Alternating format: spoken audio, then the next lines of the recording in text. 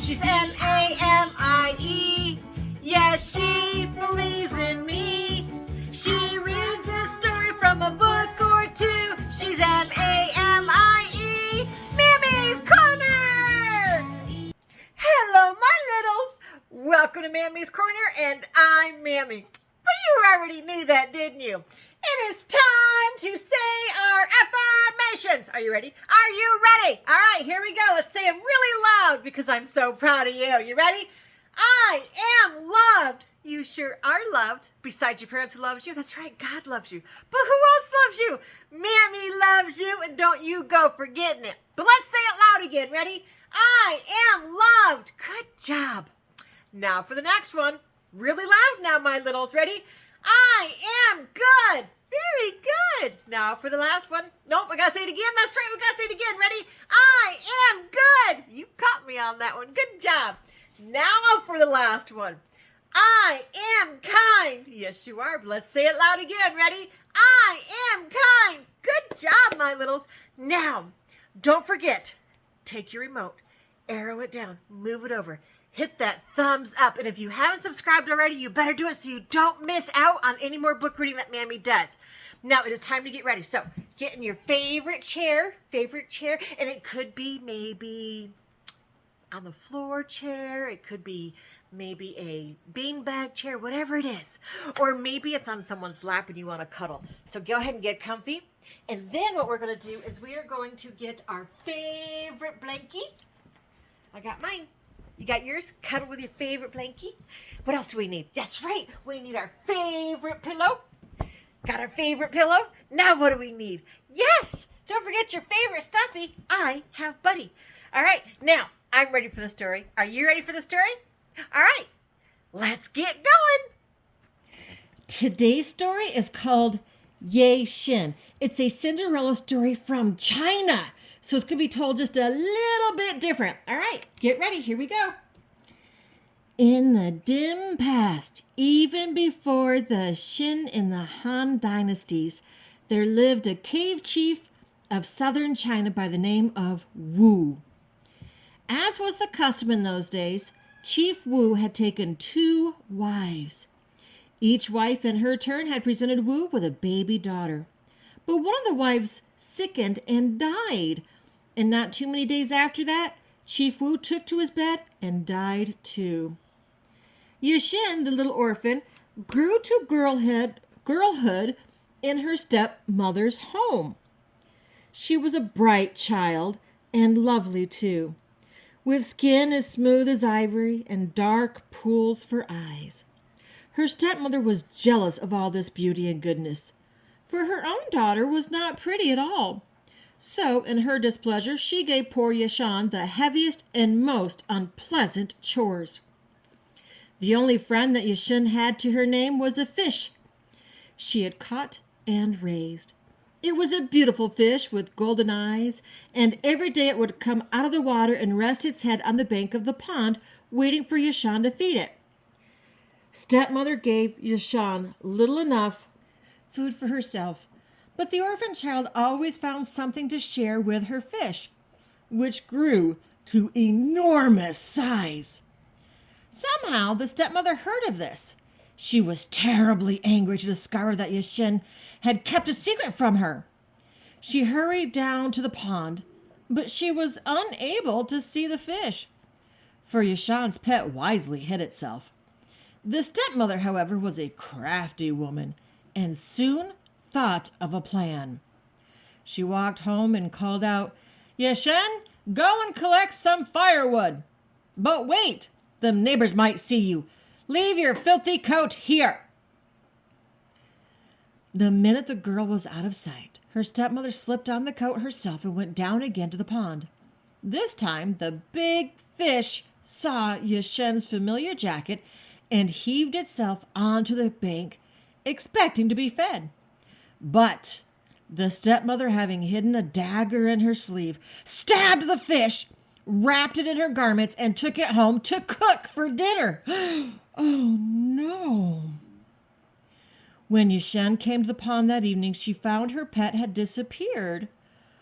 Overcome with grief, the girl collapsed on the ground and dropped her tears into the still waters of the pond. Oh. Ah, poor child, a voice said. Yeh-Shen sat up to find a very old man looking down on her. See, there he is. He wore the coarsest of clothes, and his hair flowed down over his shoulders. Kind uncle, who may you be?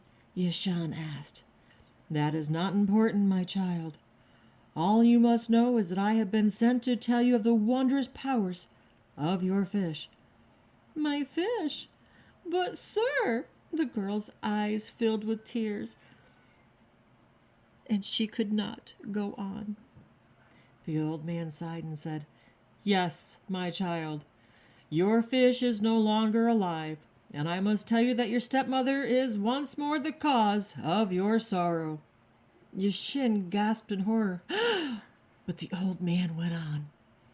Let us not dwell on things that are past, he said, for I have come bringing you a gift. Now you must listen carefully to this. The bones of your fish are filled with a powerful spirit. Whenever you are in serious need, you must kneel before them and let them know your heart's desires. But do not waste their gifts. Yeh-Shen wanted to ask the old sage many more questions, but he rose to the sky before she could utter another word. With heavy heart, Yeh-Shen made her way to the dung heap to gather the remains of her friend. Time went by, and Yeh-Shen, who was often left alone, took comfort in speaking to the bones of her fish. When she was hungry, which happened quite often, Yeh-Shen asked her bones for food. In this way, Yeh-Shen managed to live from day to day. But she lived in dread that her stepmother would discover her secret and take even that away from her. So the time passed and spring came. Festival time was approaching. It was the busiest time of the year. Such cooking and cleaning and sewing there was to be done. Yeh-Shen had hardly a moment's rest. At the spring festival, young men and young women from the village hoped to meet and to choose whom they would marry. How Yeh-Shen longed to go, but her stepmother had other plans. She hoped to find a husband for her own daughter and did not want any man to see the beauteous Yeh-Shen first. Uh-oh, what's going to happen? Let's find out. When finally the holiday arrived, the stepmother and her daughter dressed themselves in their finery and filled their baskets with sweetmeats. You must remain at home now and watch to see that no one steals fruit from our trees, her stepmother told Yeh-Shen. And then she departed to the banquet with her own daughter. As soon as she was alone, Yeh-Shen went to speak to the bones of her fish. Oh, dear friend, she said, kneeling before the precious bones. I long to go to the festival, but I cannot show myself in these rags. Is there somewhere I could borrow clothes fit to wear to the feast? At once she found herself dressed in a gown of azure blue, which means bright blue, with a cloak of kingfisher feathers draped around her shoulders. But, best of all, on her tiny feet were the most beautiful slippers she had ever seen.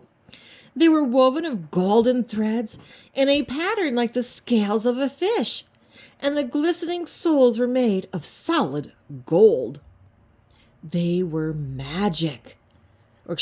There was magic in the shoes, for they should have been quite heavy. Yet, when Yeh-Shen walked, her feet felt light as air. Be sure you do not lose your golden shoes, said the spirit of the bones. Yeh-Shen promised to be careful. Delighted with her transformation, she bid a fond farewell to the bones of her fish as she slipped off to join in the merrymaking. Wow! Let's see what she looks like. That day, Yeh-Shen turned many a head as she appeared at the feast. All around her, people whispered, Look at that beautiful girl. Who can she be? Here they are talking about her. You want to see her? You want to see her? Here she is. What? Look at that. Isn't she pretty? Whoa. But above this, stepsister was heard to say, "Mother, does she not resemble our Yeh-Shen?" Upon hearing this, Yeh-Shen jumped up and ran off before her stepsister could look closely at her. She raced down the mountainside, and in doing so, she lost one of her golden slippers. Uh-oh. No sooner had the shoe fallen from her foot than all her fine clothes turned back to rags. Only one thing remained, a tiny golden shoe. Yeh-Shen hurried to the bones of her fish and returned the slipper, promising to find his mate. But now the bones were silent. Yeh-Shen realized that she had lost her only friend. She hid the little shoe in her bedstraw and went outside to cry. Leaning against a fruit tree, she sobbed and sobbed until she fell asleep. The stepmother left the gathering to check on Yeh-Shen, but when she returned home, she found the girl sound asleep, with her arms wrapped around a fruit tree. So, thinking no more of her, the stepmother rejoined the party. Meantime, a villager had found the shoe. Recognizing its worth, he sold it to a merchant who presented it in turn to the king of the island, kingdom of Tohan. The king was more than happy to accept the slipper as a gift. He was entranced by the tiny thing, which was shaped of the most precious of metals, yet which made no sound when touched to stone. The more he marveled at its beauty, the more determined he became to find the woman to whom the shoe belonged. A search was begun among the ladies of his own kingdom, but all who tried on the sandal found it impossibly small. Undaunted, the king ordered the search widened to include the cave women from the countryside where the slipper had been found.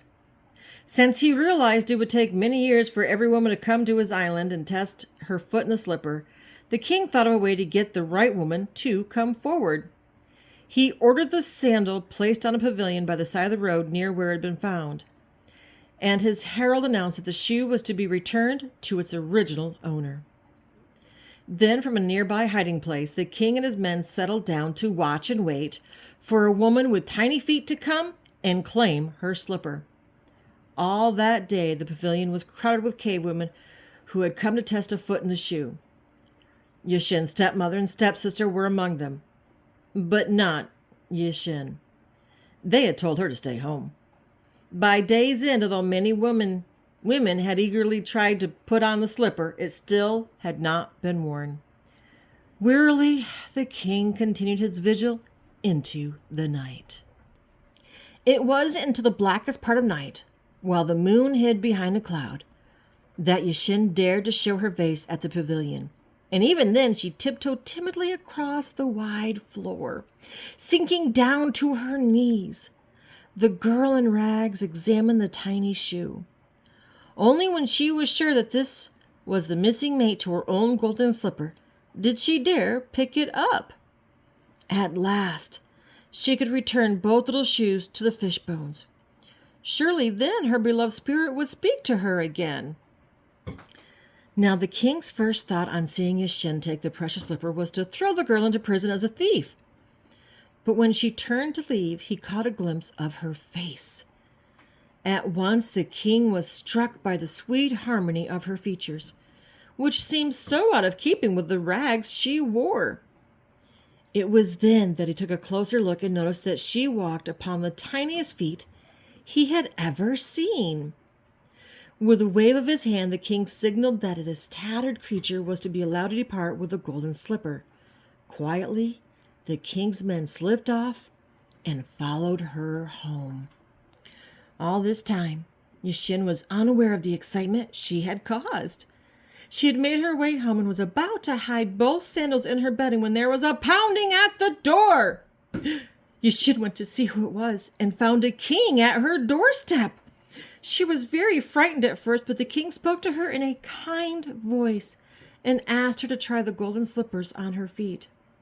The maiden did as she was told, and as she stood in her golden shoes, her rags were transformed once more into the feathered cloak and beautiful azure gown.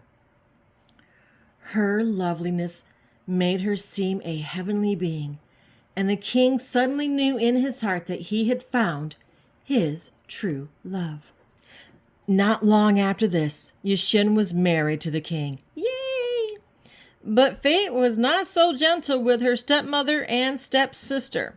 Since they had been unkind to his beloved, the king would not permit Yeh-Shen to bring them to his palace.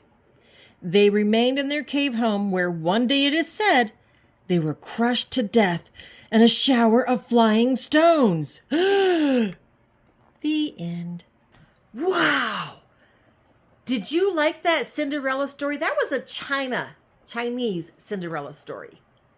So maybe I'll read a different Cinderella story from Mexico. What do you think? You like that? Don't forget, make sure you arrow down, move it over, and give Mammy a thumbs up.